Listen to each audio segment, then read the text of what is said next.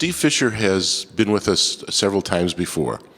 So I've asked him not to use any of the words that he's used in the last two presentations, not a single one. And the challenge, he's taken the challenge up because apparently in our breakfast meeting he felt somewhat concerned over that issue, and he's actually made notes, as opposed to the previous two times when Steve would stand here and go, wait, let me tell you this one. No, I want to tell you this one. So he's going to be very coherent and very cohesive this morning. And we also have a surprise, which I'm not going to talk about. Thank you. This is my wife, Christine. I need to tell you, because she just did that, I will tell you a very short story. Yes, I will. Before we were married, we were dating. And I was doing a presentation on a subject in education at the University of Illinois at Chicago. And I had known her at this point approximately a month, I think. And I was lecturing to a hall full of students, and I was going over the topics that I wanted to go over. And 3 times during my presentation, my date was saying, Mr. Smith, don't you want to tell the students about this? And I was going, thank you, I appreciate that. 10 minutes later, Mr. Smith, don't you want to tell the students about... And the other half of that story is that we met at the front desk of the Bally's Casino in 1986. So, this is Steve Fischer. Steve Fischer is the author of When the Mob Ruled Vegas, and a impending, about to be fairly soon, book about the showgirls of Las Vegas. And I'm going to just bow out of the stage here and take a seat in the audience. Steve knows his parameters that he needs to operate under, and we're very pleased to have him here again today. Steve Fischer. Oh, wait. I don't normally do PR sort of stuff, but he's taken his book and put it on CDs, and I think that's a really interesting concept, especially for us who are kind of lazy readers. So I just wanted to know that, and he has this book available this way at his booth, and that's my PR for the day. Thank you. Yours. Okay.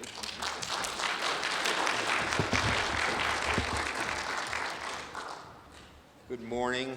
As most of you know, I'm very, very comfortable speaking about the mob and its influence here in Las Vegas. The book that we've been working on for about 1.5 years now is going to be called Showgirl Stories. And Showgirl Stories, self-evident, are the wonderful remembrances of some of the things that I had no privy to, nor did anyone else unless they were involved firsthand. The Showgirls, at one time we were playing with the title called When the Showgirls Saved Las Vegas, and that went back to the Dunes. When the Dunes first opened in 1955, it was falling over on its face. It changed ownership 3 years in that, for the first 3 times in the first 2 years. And regardless of what they tried to do there to make the Dunes successful, including having the Sands take it over. And the Sands sent over Jack and Trotter, who was the leading show producer on the Strip, and he did everything he could think of to bring the Dunes up to the level of everyone else in town, meaning making money. And he brought Sinatra over there. As a matter of fact, there's a famous picture of Sinatra on a camel introducing the Sinatra show at the Dunes, and just absolutely nothing worked. And the third owner of the Dunes, there were 2 guys together. One was Sid Wyman, and his partner was a guy named Major Riddle. Major, of course, was his first name, not a military title. And Major Riddle, who was a very, very smart guy, said, I know exactly what Las Vegas needs. And he contacted his friend Harold Minsky in New York, and they brought Minsky's Follies to the Dunes. And Minsky's Follies was the first of the real topless shows, first-class topless shows there. And the Dunes went from a barely coughing and staying alive institution to a major, major success when the Minsky's Follies came in, the first 3 weeks that it was there, they averaged 11,000 people a week trying to get tickets for it at the ticket counter, which they had on the casino floor at the Dunes. And Minsky's Follies was the first of the risque shows, and it really brought the Dunes back to life. The areas that I've written about previously on shows were with people like William Pompili and James Tamer, who took over the Lido show at the Stardust. Don Arden had been producing it for a number of years, and then the Stardust, they realized they can make a lot of money skimming everything in sight, including the Lido show. So these two guys from Milwaukee came in. Milwaukee at the time was being run by the Chicago outfit, which really owned the Stardust, and they began taking about 50% of the gate. 50% of every cent that came into the Lido show found its way back to Milwaukee and eventually into Chicago. That led to a very large investigation, which they called Strawman 1. Matter of fact, that's really what tipped it off, that the gate at the Lido show had dropped by half as soon as these two new guys come in. And the most famous one, the one that I like very much, is at the Tropicana. When the Tropicana was doing we're going to hold question. Sir. My ears aren't too good. Sorry. Sorry, absolutely. The Tropicana was very, very successful with the Folies Bergère. So successful, in fact, that there was a man named Joe Augusta who was brought in to run the Follies. And what he really did was run the entire Tropicana from the Follies office, and he was in charge of the skim at the Tropicana for many, many years. And he also decided that people coming in to see the Follies show were paying, for the most part, cash. This was before credit cards were very popular, and they managed to take about half of the revenue from the Follies show. And that led to a lot of arrests and so on. By the way, the Follies at the beginning, I would assume everyone in the room knows it, are Walters. What's Walters' first name? No. Barbara Walters' dad was Lou Walters. And Lou Walters was the first producer of the Folies Bergère. And he was a very, very nice guy to work with and work for and so on. A lot of the entertainers a lot of the showgirls were involved with men who were not very pleasant at all, who became the big stars in Las Vegas and the shows. There was a woman who died about 2 months ago that I'd just like to talk about for a moment, and then we'll leave it. Her name was Liz Renee. Liz Renee was one of the showgirl legends here in Las Vegas. She was a lifetime girlfriend of Mickey Cohen, and also there's a guy named Cappy Coppola, Cappy Coppola was the Albert Anastasia's number 2 man, and Liz palled with both of them her whole life. She actually wrote a very famous book, and if you have not had a chance to read it, it's really great. It's called My First 2,000 Men. And she was a hoot, a character, and everyone in town loved Liz Renee. I mean, because she was 90 years old when she passed away, and she was staying here. By the way, there's another real old-timer that I don't know if she's still alive or not. As of a month ago, she still was, and that's Fluff Lecoq is her name. Has she passed on? Is that her real name? Yeah, Fluff Lecoq. Fluff is also 130 years old, and she has been at nearly every major show over the years, and she's currently the show manager, and I'm not sure what her exact title is, but she runs the Jubilee show right now over at Bally's. And Fluff has been another very wonderful lady here in town that has been a showgirl for many, many years until she couldn't dance anymore, and then she began mentoring other showgirls. The famous ones, of course, are, Phyllis McGuire, and I was just taking some notes here. I go much better without notes. Phyllis McGuire, of course, was the most famous of the showgirls who consorted with Sam Momo Giancana. By the way, she was probably the reason why Momo was killed, because she brought such high visibility to Las Vegas and the mob guys that eventually Momo Giancana was killed by his bosses in Chicago. The statue that is in front of me is the girl who was on the back cover of my book. Her name is Lisa Maloof Medford. Lisa, besides being an extremely interesting person and bright and articulate and funny as hell, was the first of the nudes in Las Vegas. She went all the way back to 55 at this hotel with Liberace when she opened. She was with Harry Belafonte for a good number of years, and she legitimately was the first nude in Las Vegas.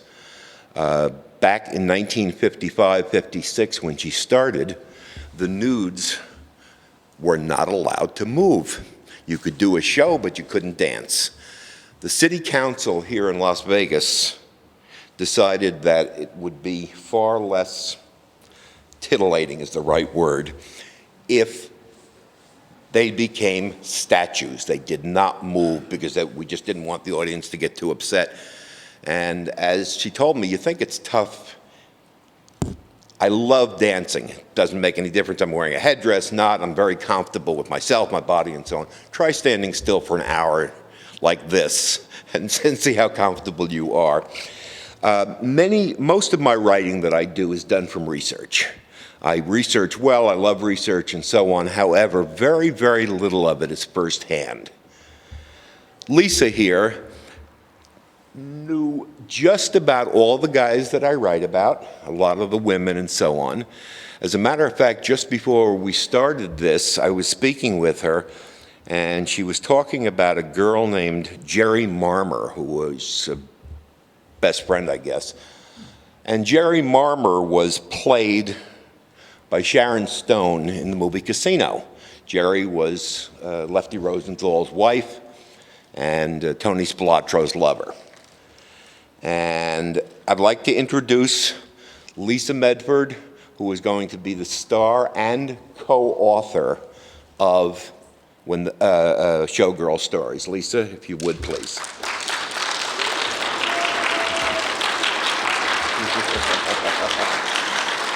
And Lisa really is just, again, we're going to do this extemporaneously. She's just going to talk about experiences and stuff. As a matter of fact, Jerry might be a great place to start. She's been in Las Vegas for all of her 27 years. How old are you? And really knew nearly all the celebrities here and lived out on the DI golf course and sold her house to Steve Wynn, and just somebody who is totally knowledgeable, far more so than I am, far better looking than I am also.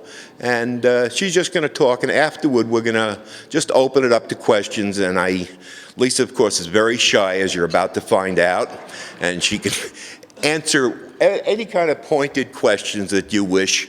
Lisa Medford.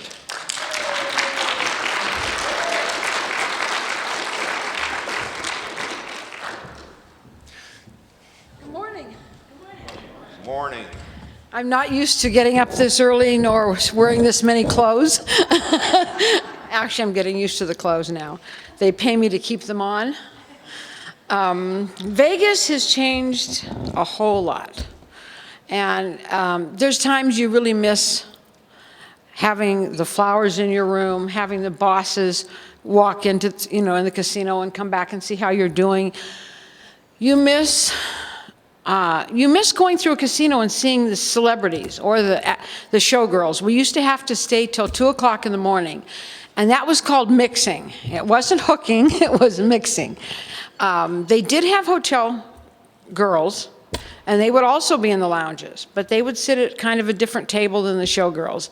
The dancers were not allowed in the casino. The dancers were very angry because they didn't make as much money and they worked twice as hard. They risked life and limb every night dancing and falling into the orchestra pit and having terrible animals eat them during the middle of the show. But they always got maybe $150 a week less than we got, because we had the boobies. So we got to make the money, and we got the prettier costumes. But it's a shame that they're not in the casinos, because people like to say, gee, you had a nice show, or people that come from someplace strange would like to walk up and talk to one or sit at the table and drink with you or whatever. Generally, we had to stay till 2 o'clock in the morning. That was the rule. And we would sit there, and sometimes people would come over and ask you to sign the program or buy you a drink or whatever. And you made a lot of money. Men took you to gamble. And then you'd go, they'd give you $1,000, and you'd go play something, and you'd win, because we're good gamblers. Most of us were good gamblers. So we'd go to the crap table, and as we're winning, we're stuffing. Every place there was to stuff a chip, we stuffed chips. Then we'd go in the bathroom, and we'd dump the chips. We'd take the chips out of every place we had, and we'd run to the cashier's window, cash them, put them in an envelope, and mail them home. And then go back and say, honey, I don't have any money anymore. I lost my money. Oh, here's another $1,000. So you go home at night and you had $8,000, $9,000. And this was in the 50s and 60s. And that was exciting. Of course, there's not a penny left. If anybody's looking for a rich wife, there's nothing, guys. Nothing left. Easy come, easy go. We had one day, there were a bunch of girls. They were doing a show here called Funny Thing Happened on the Way to the Forum with Zero Mostel. Caesars was just coming into its own. And they brought these huge, which I was always tiny for a showgirl. And I've shrunk because I will be 70 in 3 weeks. So I'm still here. They brought these big, huge New Jersey showgirls in, New York, New Jersey, and they make them big. Pennsylvania coal miner girls. And they were in the show, Funny Thing Happened on the Way to the Forum. So one night, a bunch of us were sitting around drinking, and we had won a lot of money, or absconded with a lot of chips. And they said, okay, we're going to have a game tomorrow. We're going to go home and go to sleep, and we're all going to meet at 11 o'clock in the morning. And we have 3 hours to see who can spend the most money. Well, we didn't have them all. We had the ugly stores that were on the strip in the hotels, and they were kind of not the clothes we wore. And then they had downtown, on Fremont Street. And they had 2 shoe stores, a Chandler's and a Leeds. They sold jewelry, pawn shops, cameras. They had a little shop where you could buy G-strings, which just were coming into their own. Before that, we made them. We went down there to see who could spend the most money. We spent in excess of $25,000. And there was nothing that was over $150. But we did a really good job. It makes anybody proud. I've got to tell you one story I think that's really cute. You have different spots on the stage where you locate yourself. And you're used to your same spot. And you don't think, after you've learned the number, you don't think anymore what you're doing. Your foot scratching your back of your leg, and you're thinking, what am I going to wear tomorrow? And you're going, 1, 2, 3. Oh, that guy's cute over there. Oh, his wife's ugly. You know, and what people don't realize is that we can hear and see you. We can see back almost halfway through those big shows, and we can hear every word. And they would sit there, and I'll tell you the other story later, but one night at the Dunes, we had this huge Napoleon number. We had horses and fire and everything was going on. And there were 2 couples that were sitting. They were obviously very well liked by the hotel because they had the best seats. And they were sitting, there's an aisle here, like there is here, and then there was a passerella which went around the orchestra pit, a runway. And then back here was the stage, and the orchestra would be down in this hole. And after we do the screaming and the thing of Napoleon, we're running around with all nothing on, going, ah! Then we'd go back, and now it's the crowning of Napoleon. Well, while we're doing the number, these two couples were sitting and we could hear them. "Oh, she's got terrible tits. I think that's really a guy." And they were doing this conversation that we could all hear. The boy dancers, "Oh, those are all fags." So the boys could hear it. The showgirls heard it. The dancers heard it. And it was like the biggest hate-on you have ever seen, ever. So you can't walk up and slap the customer, you know. So we came out. Now we have the crowning of Napoleon with cannons. And it took two women to put the cape on. And the whole back collar was steel, you know, like lace and covered in jewels. The whole cape was maybe 45 pounds of velvet. And inside they had, what's that? Visqueen. Heavy plastic visqueen to keep the satin clean. And it took two women to put the cape on you. That's why I have no neck today. And then you had a headpiece that weighed another 35 pounds. And these capes, we had hooks, big handles to hold them on. Well, when we came across the passerella, they were sitting at that first table right there. And as everybody came by, we took our capes and went, wham! And the girls from the other side would go, wham! Both women lost their wigs. All the drinks fell off the table. And we'd go, pew, pew, pew. It was the best night I ever had. So be careful when you're watching a show, because they can hear you and they can see you. And they can hate you and they can get revenge. One night at the Tropicana, we also had the passerella with the orchestra pit. Ray Sinatra, Ziggy Elman, we had an incredible orchestra. And we had real music. Now it's that taped stuff. It's horrible. And they have 4 musicians because of the union that sit there and pretend they're playing. So now they're in the orchestra pit. Oh my God, Siegfried and Roy's lions jumped in there one night. We had great stories, if I could tell you for hours, but they'll be in the book. And so one night, a girl got sick. So if one is sick, they'll take out the other. So there's an even number of girls. Even if there's normally 12, there'll be now 10. So they said to me, go stand on the passerella part over there where the people are. So I'm out there, and I've got to tell you that under our costumes and backstage, we do not look as good as we do when you see us with the pretty lights and the pretty costumes. We look nasty. We look nasty when we get to work, and we don't look a whole lot better.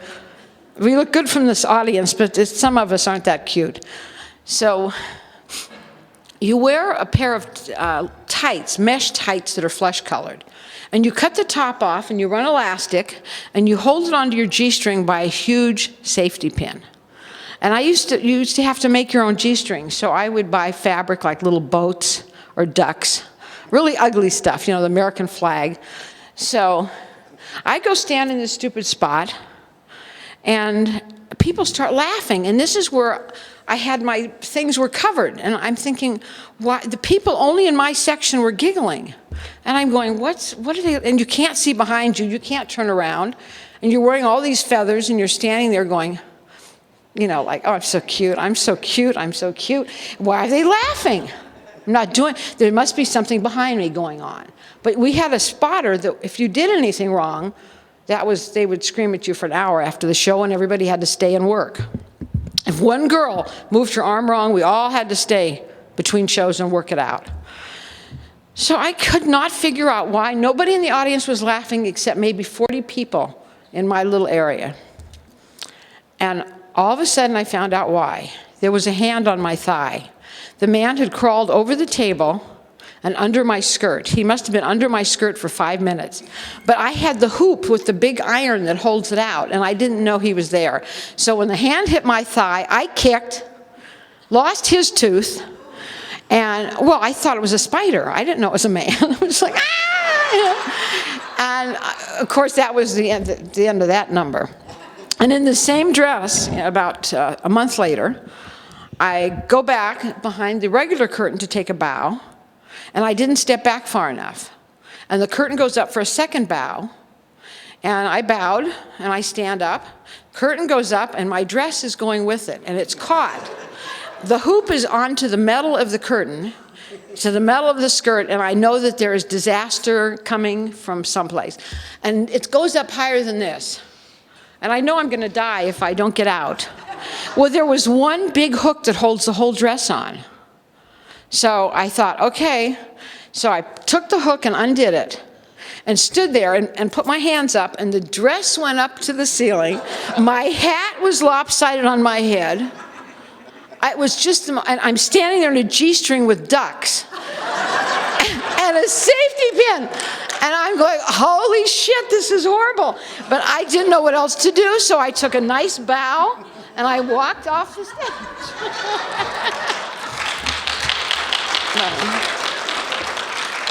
Steve had mentioned Jerry Marmer. Jerry Marmer was not like Sharon Stone. She wasn't as pretty. We were talking about her that she looked a lot like Endora on Bewitched, like the aunt, the mother, but young. And she wasn't spectacular, and I thought she was pretty lucky to get Lefty Rosenthal, because he was a nice guy. And she had the little girl. And one night we try and go home before 6 o'clock in the morning, before sunrise, because you just start getting like Lost Horizons. You know, your makeup turns orange, your eyelashes start coming off.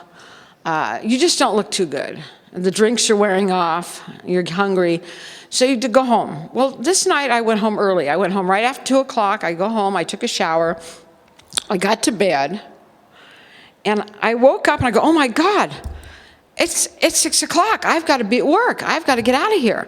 So I go back in the shower, not thinking why it's still wet, and I'd start my makeup. A lot of girls didn't put all their makeup on at work. We would put some on at home and finish it off at work. So I'm in my car with like half my makeup on and my hair in a ponytail, and I'm going, something's wrong. This is not right. There's not enough people out tonight. This is a weekend. I mean, there should be people out. Well, I pull into a Standard Station, which is now God knows what. It was near the Aladdin, which is now the Hard Rock. But it used to be a Standard Station out there. And who is in the gas station but Jerry Marmer?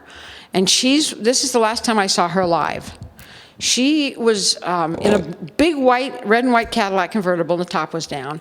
And the left ear was bandaged like a Doberman. I don't know if Spilotro had beaten her or her husband.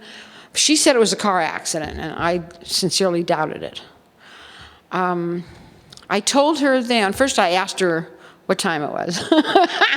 And it was morning. I'd only been asleep for 4 hours. So the sun sets in the east, sets in the west, rises in the east. I should have known I knew there was something wrong with that morning.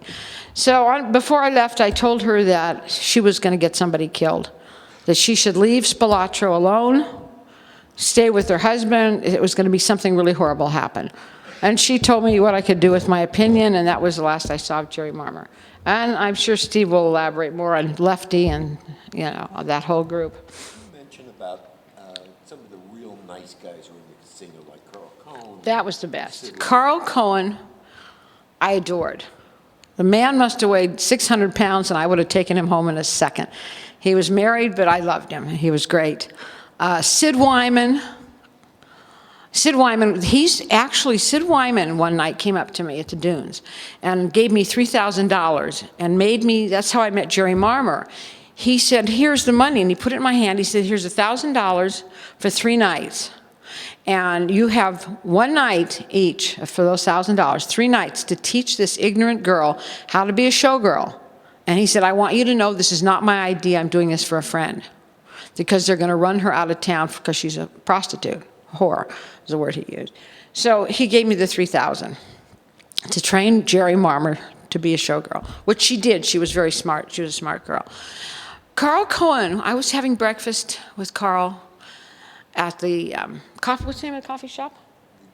The Garden Room at the Sands. And we used to meet maybe 3 times a week for breakfast. And he loved the Chinese food, and I loved grilled cheese sandwiches with beefsteak, tomatoes, and bacon. And they made these big, and then the strawberry cheesecake the Sands had was to die for.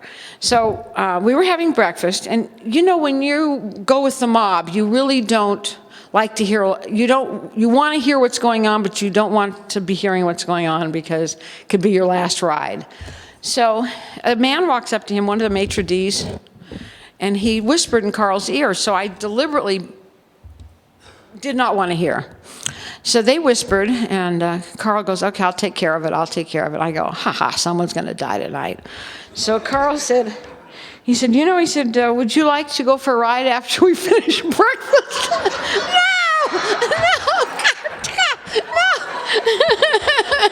I'm a nice Lebanese girl, leave me alone. So I said, oh, sure, okay. And I thought, oh my God, I don't have my gun with me, I'm dead. So we get in the car, and I said, where are we going? He said, we have to go to the jail. He said, one of my busboys, a little Mexican kid, was arrested for drunk driving. Carl Cohen was probably the biggest casino manager, the biggest mob guy in Vegas. This is how the casinos took care of their people. He went to the jail, he took him out, he spoke to him like a father for half an hour, gave him $300 and told him he wanted him to work the next day.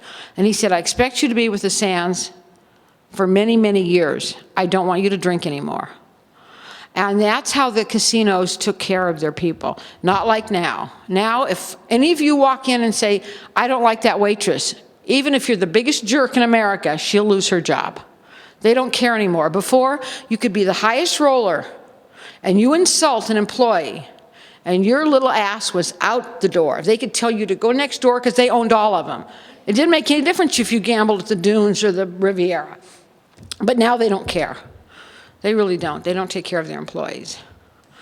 Would it be okay at this point? Let's open this up for questions. Don't mind. And obviously, anything you'd like to ask me or Lisa, we'll answer the best we can. Sir. 3 questions. First of all, that is you that poster.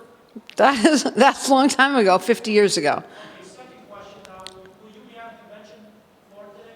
Maybe. Are you busy Saturday night? All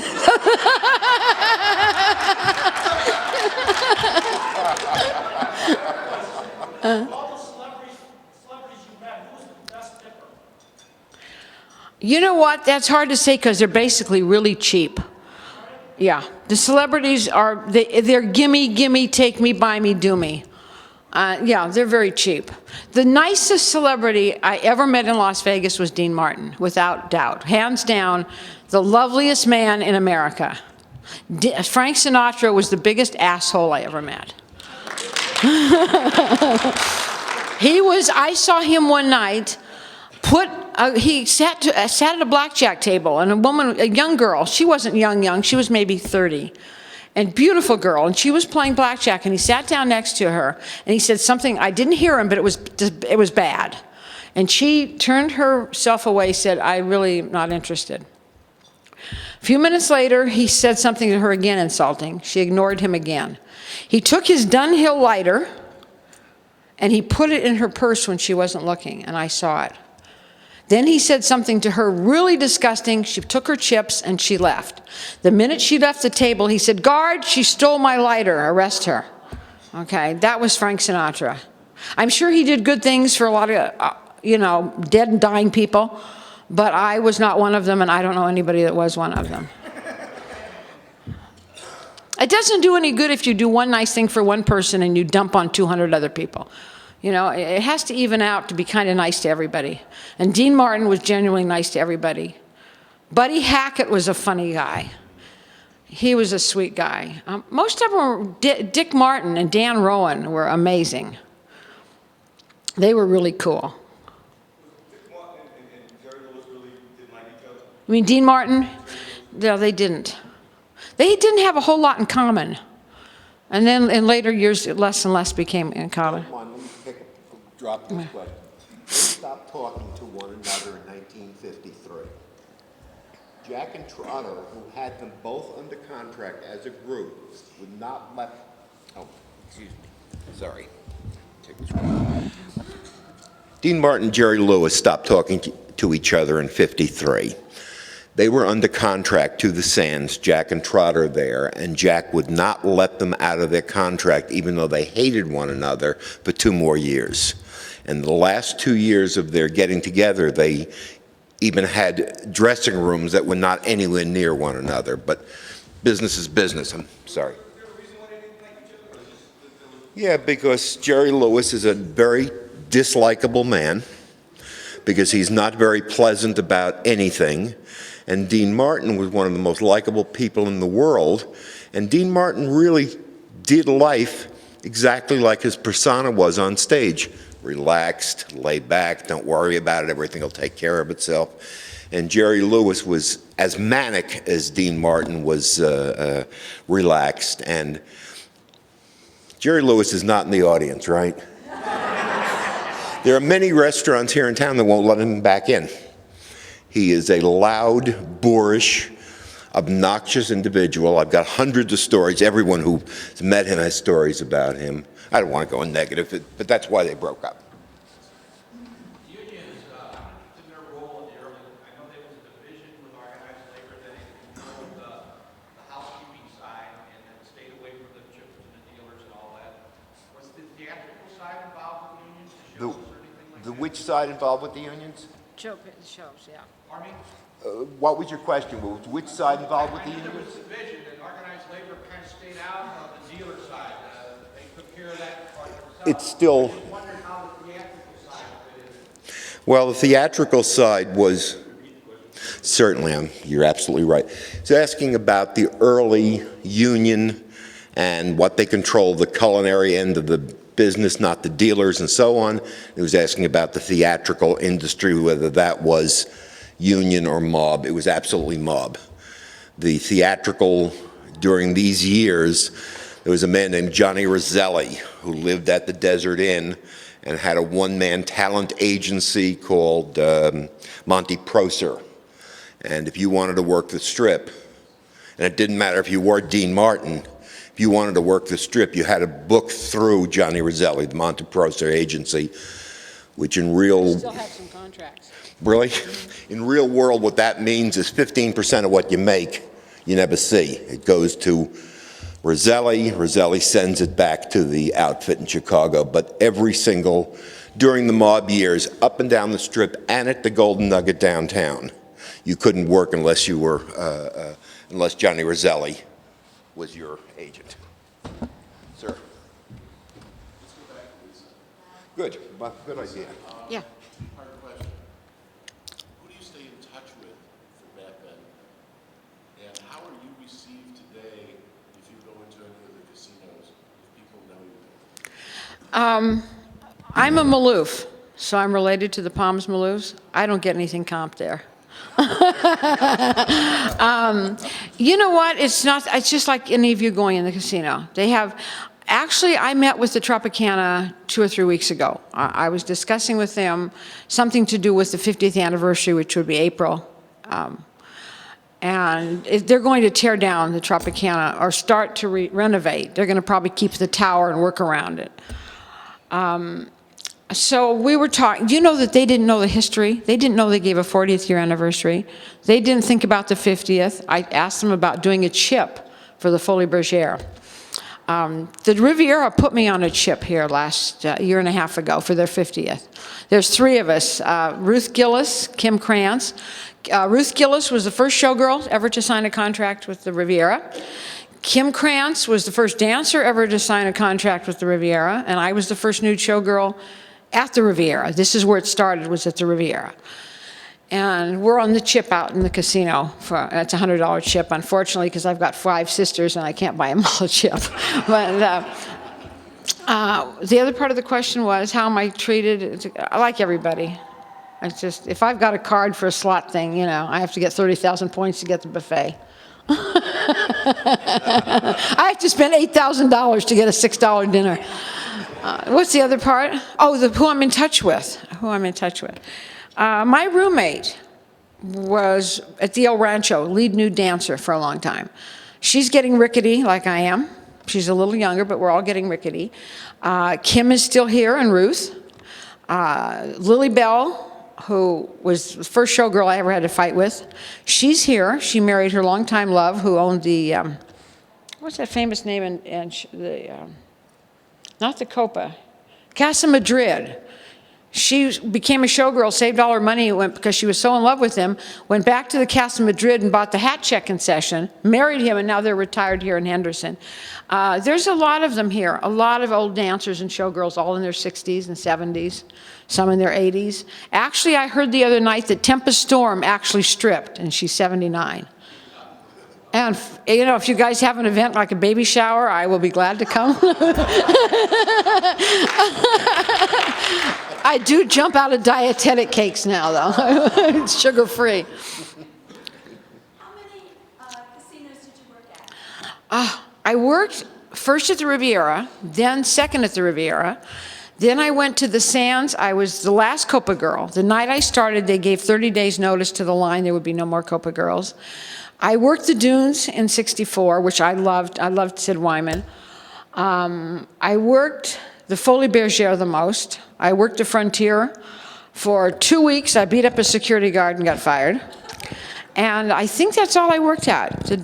But mostly I was in the Trop. And you toured with a number. Yeah, I toured with Barry Ashton in Puerto Rico and all over the world. I was booked in to go to the Phoenician in Lebanon, but things got bad, so I didn't go. And it would have been nice. I'm Lebanese, and I would have liked to have gone to see it, but, you know. Richard? Yes. Did you ever have any evening meals at the Tower of Pizza, or did you ever? Oh, you just reminded me of a story. Tower of Pizza. Yes, the Tower of Pizza. There used to be the most famous place to eat was a place called the Copa Lounge. And it was right next door here to the Riviera. And it was right on Convention Center Road, which wasn't really Convention Center Road. And it was this great stone 1950s looking building.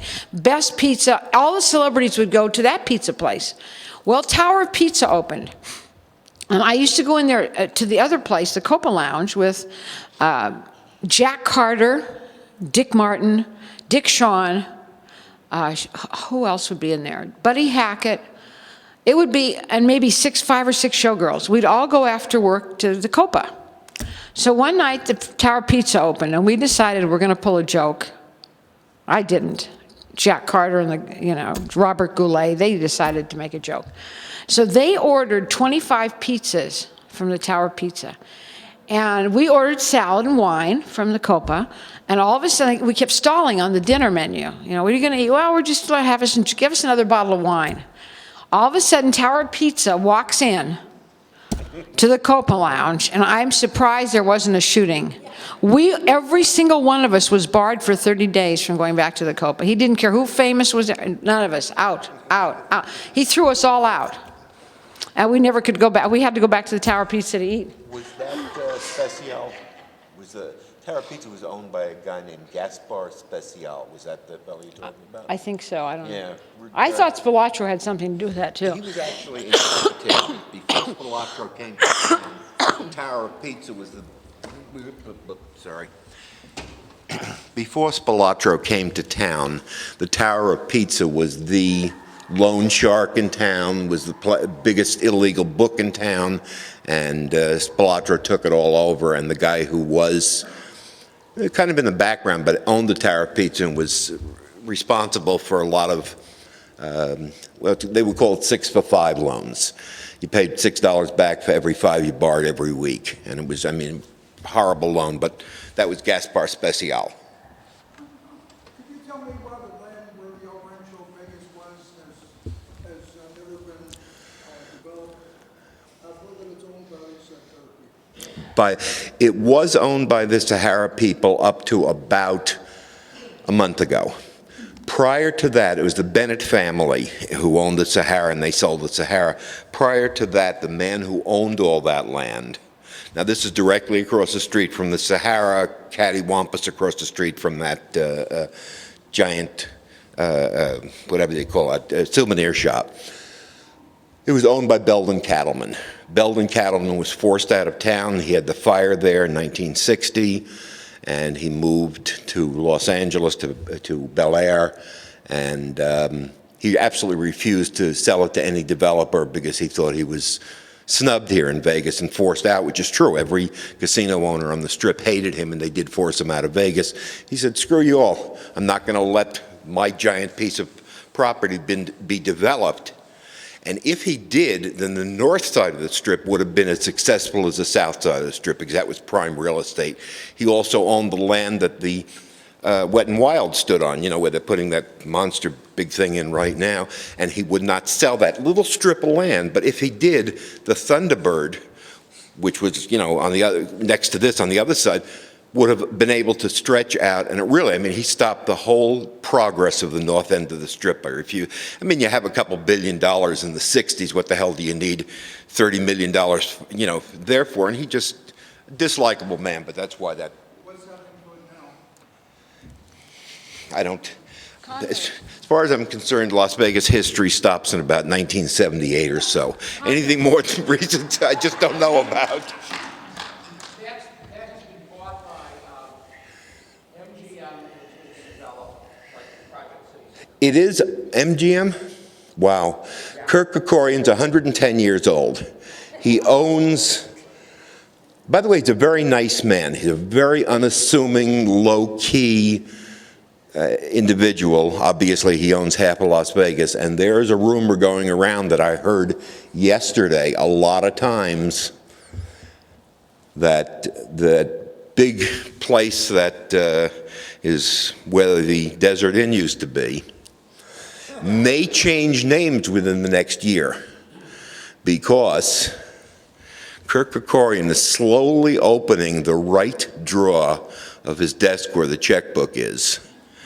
And true or not, I have no idea. These were not financial people who mentioned this to me. These were Las Vegas denizens. But that's a rumor that's going on. What's he doing Saturday night? By the way, he lives in L.A., and he also has a home here on Las Vegas Country Club. And I don't want to get started on Kerkorian. He's one of the guys I really like, though. Stand-up guy. He lost the Flamingo and the International at the same time because he would not squeal to the Securities and Exchange Commission about Meyer Lansky's ownership of the Flamingo. Even though he had just purchased the Flamingo, they insisted that he tell us who the real owners are. He said no. The Securities and Exchange Commission blocked the sale of his TWA stock, of the ITI stock that he had, just long enough that he couldn't make the monthly payments on the International or the Flamingo. And his good friend and nice guy, Baron Hilton, came in and said, don't worry about it, I can take care of it. And he bought them both in one day at about 30% of what they were worth, because the SEC blocked that sale. He just lost to the bank. He was about to, doesn't matter, you know, he probably has, what, 10, 15, 20 billion dollars now, but you still have to make monthly rent. Doesn't matter, you know, what you're worth. It's you know, the guy you're renting from wants a check. He doesn't want to. You said you knew Jerry. There was Lefty's. Oh. How would you compare her to Sharon Stone and play her part in the scene? Sharon Stone is a lot prettier than Jerry was. But Sharon Stone, Jerry Marmer never seemed, she also went by the name of Jerry McGee when they were doing all that committee hearings up here. She was kind of quiet. I never saw her drunk. I know that she did tie her child to the bed and go out that night with Spilatro.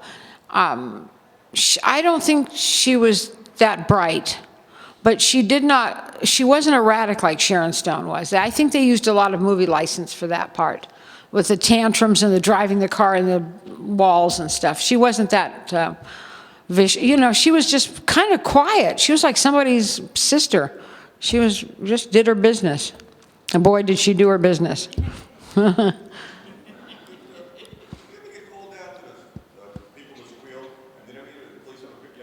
FBI did. FBI.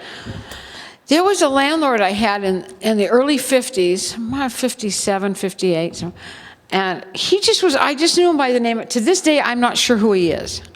I probably could look at mugshots and tell you. He had a black mustache and his name was Frank. and he had a big Cadillac. So he was connected somewhere. And my girlfriend and I, she was at Minsky's and I was at the Riviera. We lived in his building. And so one day he said, oh, come on, I'll drive you girls to work. He drove us to work, and the next thing I know, the FBI is asking me, do I know this guy? They made up names of people I've never heard of, aliases. Well, do you know him by this name? Do you know him by... I said, I don't know. I don't know anybody. I don't know nothing. This is a stupid showgirl. That's one of the things about being a showgirl. They just assume you're stupid. So to play one isn't real difficult. I'm just really dumb. I don't know. But yeah, we heard a lot. I didn't really, at the time, a certain incident happened, and I didn't realize that Gus Greenbaum was, what they said, it meant he was going to die. But he died 2 weeks later. But I heard them talk about it in a way. Gus Greenbaum was president of this hotel back in 1950. Nasty man. I would have cut his throat myself. Scary guy. He came up one night here and told me that if I didn't sleep with him, that I didn't have a job anymore. But he didn't know how I was with Carl Cohen. So I went, Carl, guess what he said to me? And I gave him the hotel key. And I said, he told me to go to the room. And he said, no. He said, you give me that key. He said, don't worry. He said, he's not going to bother anybody pretty soon. And 2 weeks later, he and his wife had their throats cut. But it wasn't because of me. It was because he stole from the mob. And they just wanted him out. Even though they begged him to get here. He was in retirement, didn't want to come back to Vegas. I think that was the Flamingo, right? And he didn't want to come out of retirement, but they talked him into it. But if they're not happy with you, they just don't fire you. It's not like, here's your pink slip, you get to go home. It's like, they're going to see the bottom of your shoe sticking out of the sand somewhere. But up at mine 19, I guess that's where they put a lot of people. But he was not a man that was sorely missed by anybody. He was about as nasty as they come. What do you think of today's showgirls compared to when you were a showgirl? It sounds really bad, but it's pathetic. I went to see the Tropicana one night with a bunch of old showgirls, and we actually cried. It was so bad. They lift their arms with the implants, and you can see the ridges. They go on stage just like, they're so spaced out. They talk during the can-can. You're supposed to be screaming and, and they're talking like this. It's like they're not there. They phoned it in. The dancers are better, probably, or as good as they ever had. But the showgirls they're just taller, and they're skinnier than we used to be. We used to have a little something. And they're just they're not, there's an attitude. A showgirl always had an attitude. It was like, don't you wish you had the money to afford me? And you walked on stage like that. And it was, you wore these costumes and you were there to wear the costumes. These girls don't wear the costumes. The costumes are put on them and they walk around with them. And I think that's the difference.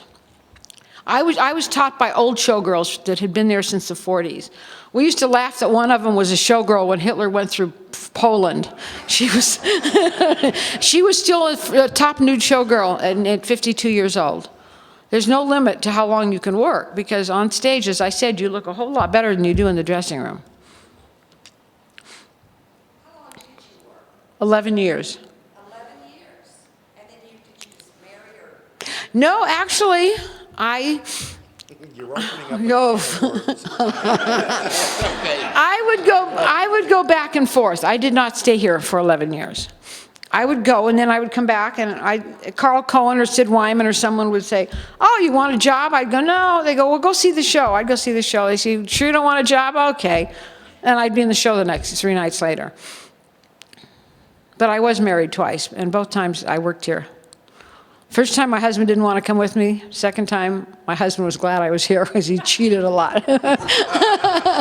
Yes.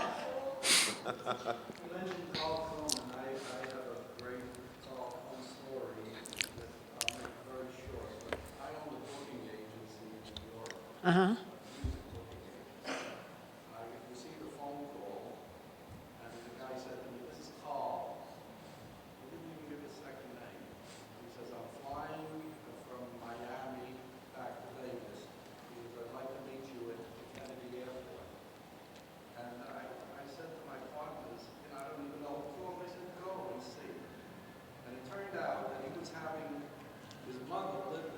He was having a bar mitzvah, and he wanted to do it in Fountain View Hotel because of his mother.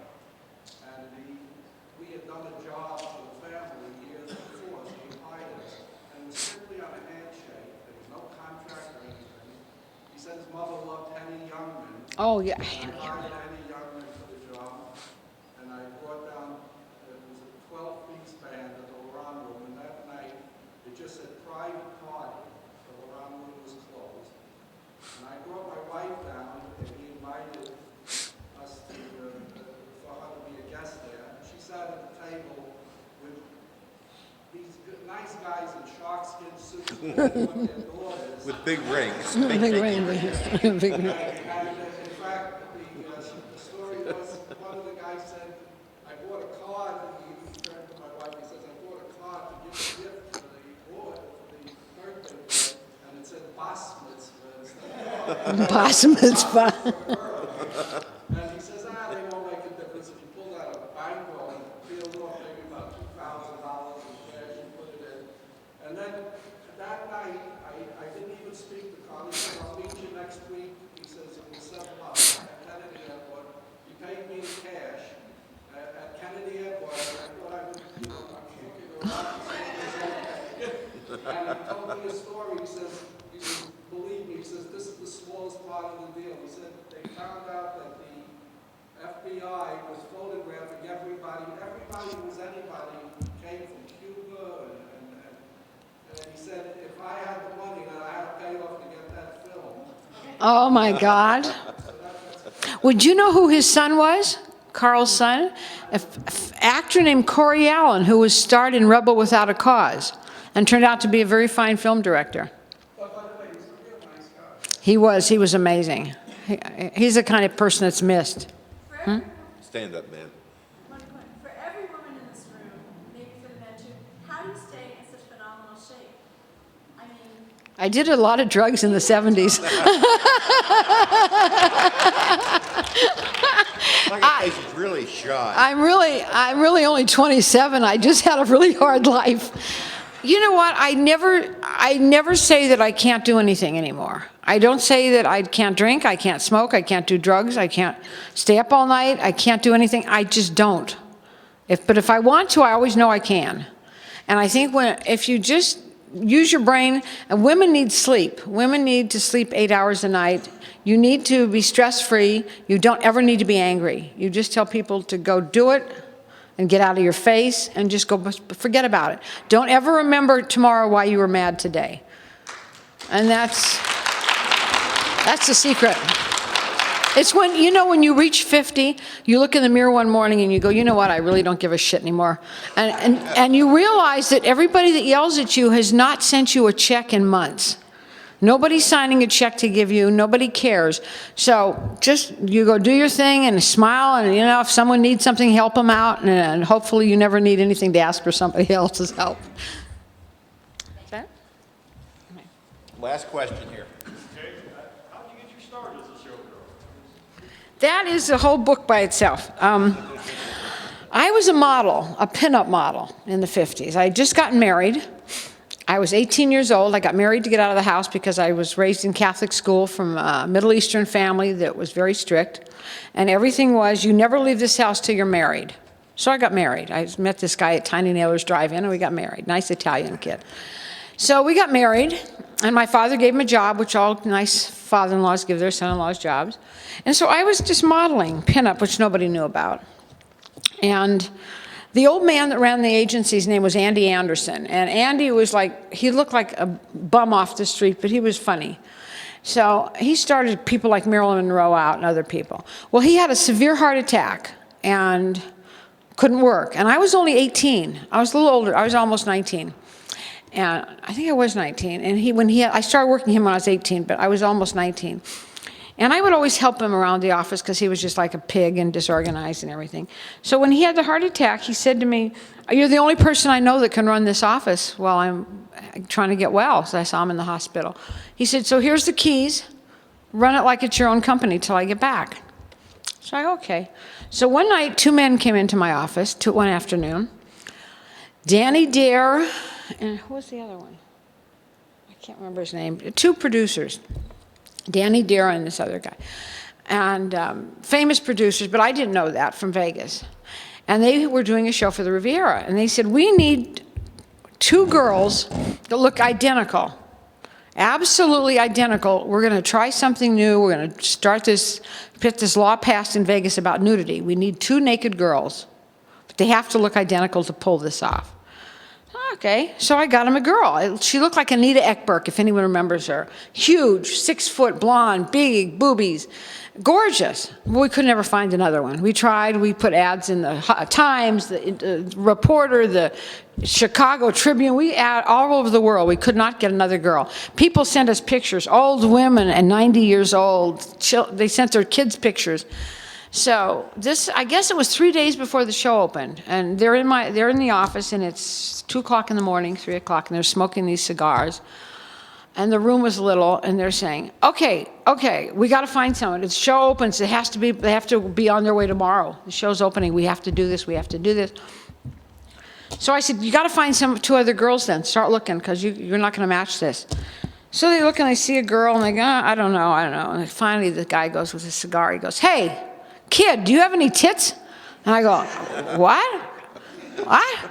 He goes, let me see your tits. And I go, no. And he goes, well, let me see. So I go, all right, duh. You know, I really was stupid. And I go, oh, okay. And I show him, and he goes, perfect. He said, there's a girl. You look like her. And he went through all the pictures, and he pulls it. He's call this girl. Next morning, on the way, we went to Vegas. And that was it. I only went because it was just a whole lot of money, because in 1955, 56, 57, if you made $120 a month, you had big money, and this was well over that a week. This was almost that a minute. For every minute I was on stage, I got almost $150 a minute. So it was pretty, I took it. And my husband wouldn't go. He said, we'll have to tell your father you can't go.